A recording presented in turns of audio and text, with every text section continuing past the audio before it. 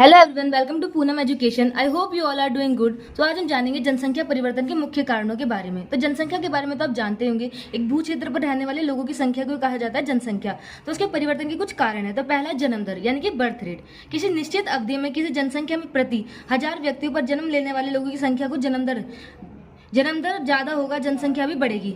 तो इसका मतलब यह है कि 1000 व्यक्तियों के जन्म पर जितने लोग जीवित रह गए उनकी संख्या को जन्म दर कहा जाता है, और जितनी ज्यादा जन्म दर बढ़ेगी उतनी ज्यादा जनसंख्या भी बढ़ेगी। तो नेक्स्ट है हमारा मृत्यु दर।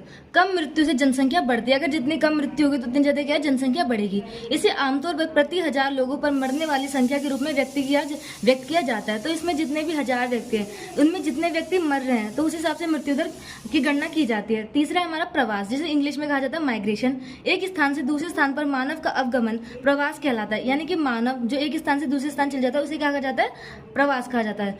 लोगों का एक स्थान से दूसरे स्थान पर आना जाना भी जनसंख्या को प्रभावित करता है। तो प्रवास के हमारे दो प्रकार होते हैं, एक होता है अंतर्राष्ट्रीय प्रवास और दूसरा होता है आंतरिक प्रवास। जब लोग एक देश से दूसरे देश में जाते हैं तो इसे अंतर्राष्ट्रीय प्रवास कहा जाता है, जब कंट्री टू कंट्री होता है। दूसरा है हमारा आंतरिक प्रवास, जब लोग एक ही देश के भीतर विभिन्न स्थानों पर जाते हैं तो इसे आंतरिक प्रवास कहा जाता है। तो प्रवास के हमारे दो प्रकार होते हैं, एक होता है अंतर्राष्ट्रीय प्रवास और दूसरा होता है आंतरिक प्रवास। जब लोग एक देश से दूसरे देश में जाते हैं तो इसे अंतर्राष्ट्रीय प्रवास कहा जाता है, जब कंट्री टू कंट्री होता है। दूसरा है हमारा आंतरिक प्रवास, जब लोग एक ही देश के भीतर विभिन्न स्थानों पर जाते हैं तो इसे आंतरिक प्रवास कहा जाता है। तो आई होप ये वीडियो आपके लिए बहुत ज्यादा यूजफुल होगा। Thank you.